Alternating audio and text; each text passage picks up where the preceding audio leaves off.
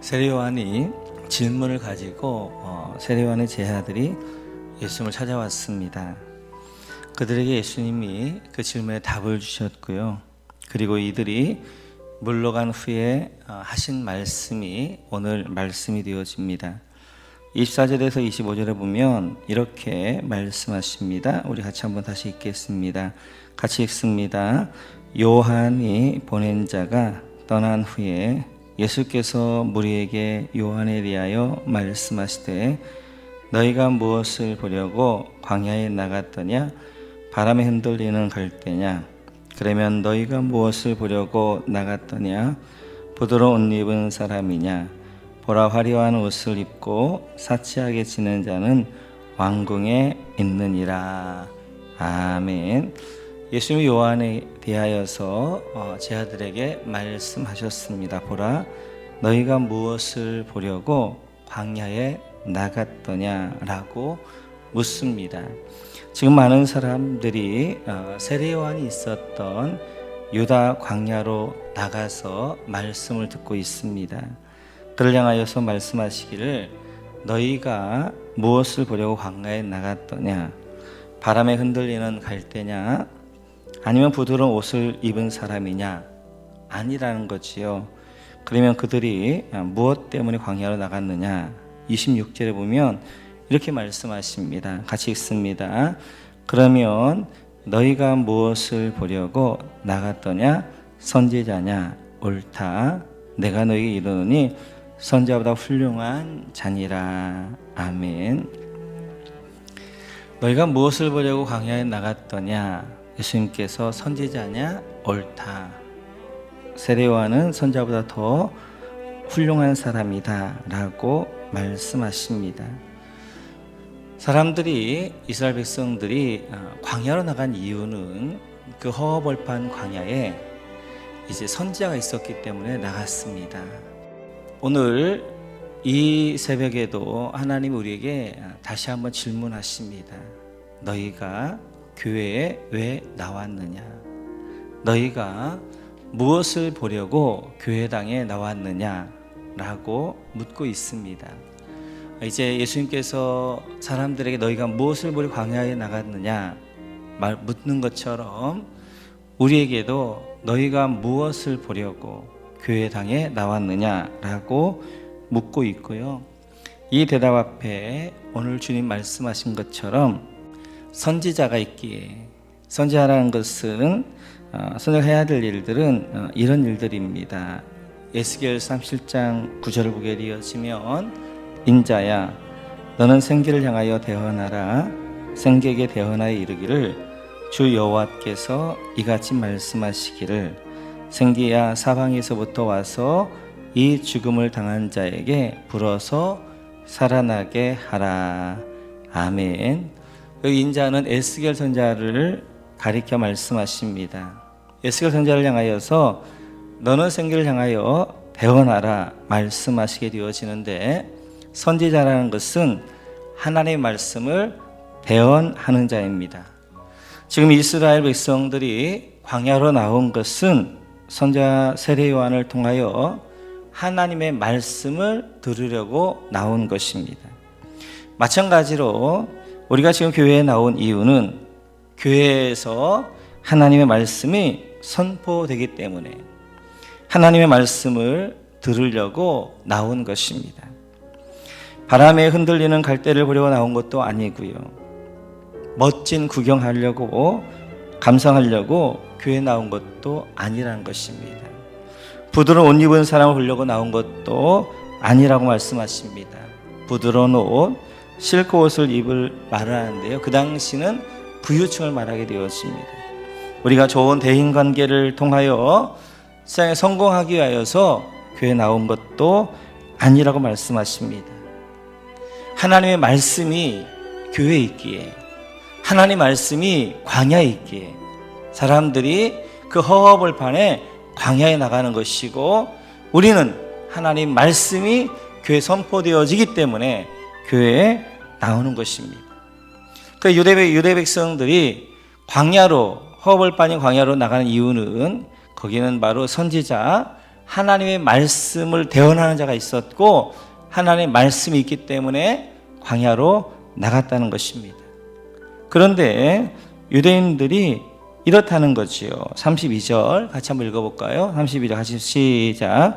비유하건대 아이들이 장터에 앉아 설로 불러 이르되 우리가 너희를 향하여 피를 불어도 너희가 춤추지 않고 우리가 곡하여도 너희가 울지 아니하였다 함과 같도다.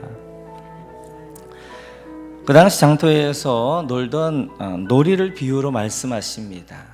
두 편으로 나누어서 한쪽에서 피를 막 불면 한쪽에서 춤을 춰야 되고 한쪽에서 곡을 하면 한쪽에서 울게 되어지고 그렇게 하지 않으면 지게 되어지는 그런 게임이 되어지는데요.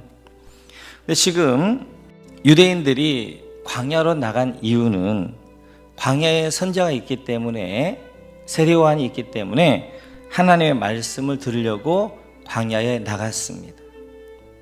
그런데 중요한 것은 선지자가 피리를 불어도 춤을 추지 않고 곡을 하여도 울지 않는다는 것입니다. 하나님 말씀을 들어 나갔는데 하나님 말씀에 반응하지 않는다는 거예요. 그래서 광야로 아무것도 없는 그 광야로 나가서 세례요한 선지자의 말씀, 하나님의 말씀을 듣기 위해 나갔다면 하나님 말씀하신 거에 대하여서 반응해야 되거든요.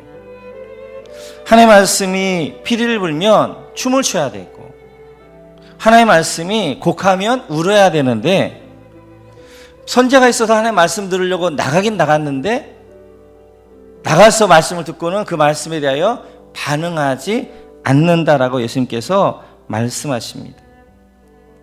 그거에 반응하지 않으니까 변화가 없게 되어지고 말씀이 그들 가운데 실제가 되어지지 않는다라고 말씀하고 계신 것입니다. 지금 우리도 마찬가지입니다. 교회로 나오는 이유는 가장 중요한 이유가 하나님의 말씀이 선포되기 때문에 말씀을 들려고 나오게 되어져요. 그렇다면 우리도 말씀에 반응하셔야 됩니다. 그래서 하나님이 때때로 여기서 이제 피를 불면 춤을 춰야 되고요.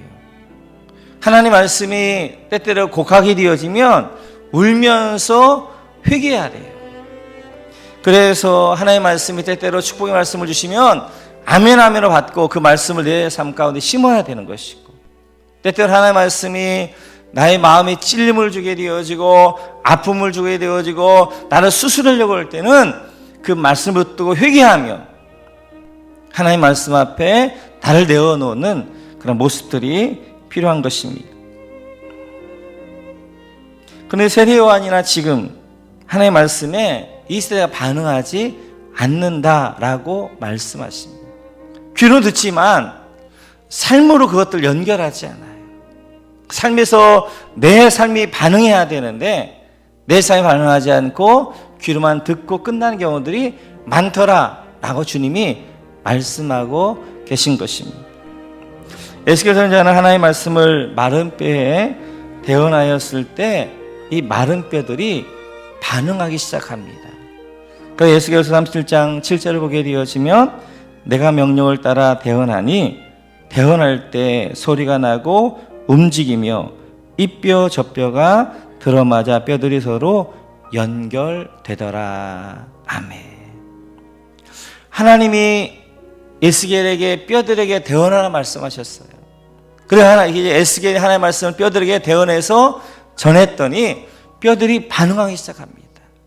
뼈들이 서로 많은 뼈들이 움직이면서 서로 맞춰지면서 사람을 이루게 되어지고 그리고 거기에 힘줄이 그리고 살이 붙게 되어지고 그리고 이제 37장 10절을 보게 되어지면 이에 내가 그 명령대로 대언하였더니 생기가 그들에게 들어가매 그들이 곧 살아나서 일어나서는데 극히 큰 군대더라. 아멘. 말씀을 또 대언했더니 그 이제 마른 뼈들에게 생기가 들어가게 되어져요. 그리고 그들이 일어나게 되어지고 그들이 이제 살아나서 큰 군대를 이루더라라고 말씀하십니다. 이렇게 하나님 말씀에 반응하게 되어질 때, 순종하게 되어질 때 살아난 역사가 되어지고, 그를 통하여 하나님은 군대를 이루시며 그를 통하여서 하나님의 놀라운 역사를 이루시는 것들을 볼 수 있습니다. 오늘도 우리에게 교회 나온 이유는 하나님의 말씀을 들려 나왔어요. 중요한 것은 하나님의 말씀 앞에 우리가 반응하셔야 됩니다. 순종하셔야 됩니다. 그래서 주여 주신 말씀과 같이 나는 어떤 믿음인가? 나는 지금 구원받는 믿음인가? 아니면 교회는 다니고 있지만 구원받지 못할 믿음인가? 확인해 보시고, 또 하나님의 말씀이 선포될 때 그 말씀에 순종할 때 내 영이 살아나게 되어지고, 또 그런 사람들 통하여서 하나님은 군대를 이루셔서 이 마지막 역적 전쟁을 하게 되어집니다. 우리 모두가 이 에스겔 선지자가 선포했던 그 에스겔 골짜기의 마른 뼈들과 같이 우리가 비록 이제 마른 뼈 같은 모습이라 할지라도 하나님 말씀에 반응하고 순종할 때 살아나게 되어지고, 그리고 큰 군대를 이루게 되어지는 것처럼 우리가 늘 하나님의 말씀에 삶으로 순종하고 반응하셔서 하나님의 은혜가, 하나님의 생기와 하나님의 성령이 함께하는 삶이 되셔서 하나님 큰 군대를 이루시는 이런 모두가 되시기를 주님의 이름으로 축원합니다. 오늘 올려드릴 찬양은 은혜 더 주시네 라는 찬양인데요, 가사를 보게 되어지면 내 짐 누를 때 은혜 더 주시네, 나 연약할 때 힘 더 주시네. 하나님은 이제 상한 갈대를 꺾지 아니하십니다. 그리고 연약할수록 그 안에 하나님의 은혜를 더 부어주시고, 지금이 그럴 때예요.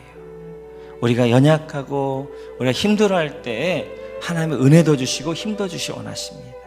우리는 말씀을 통해 우리가 살아나게 되어지고, 찬양을 통해 우리가 새롭게 되어지고 위로가 되어지는데, 이건 이제 이번 찬송가 전에는 찬송가 있었는데 이번 이제 찬송가 하면서 찬송가에 빠졌는데 참 은혜로운 찬양이에요. 사랑의 교회에서 이제 오정현 목사님과 드렸던 찬양 같이 올려드리도록 하겠습니다. 주 사랑아, 주 은혜 끝없네, 주 권능을 사랑이 어찌할까. 내 주 예수 구원한 풍성함으로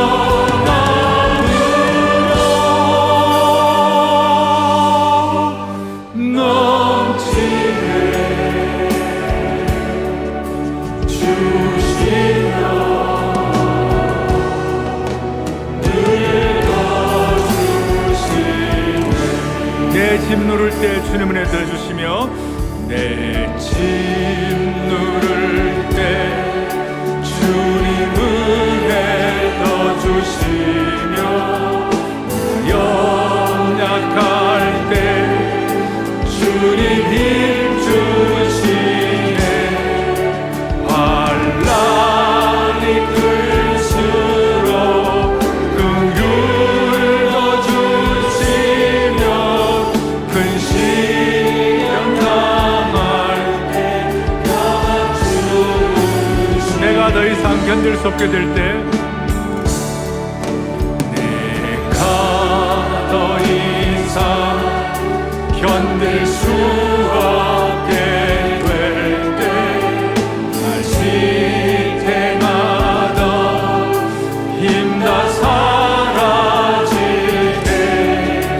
내 바라던 소망 다 헛사가 돼. 내 아버지 도움이, 내 아버지 도움이 시작돼. 아멘, 아멘. 주 사랑은 없고 주 은혜 끝없네, 주 권능을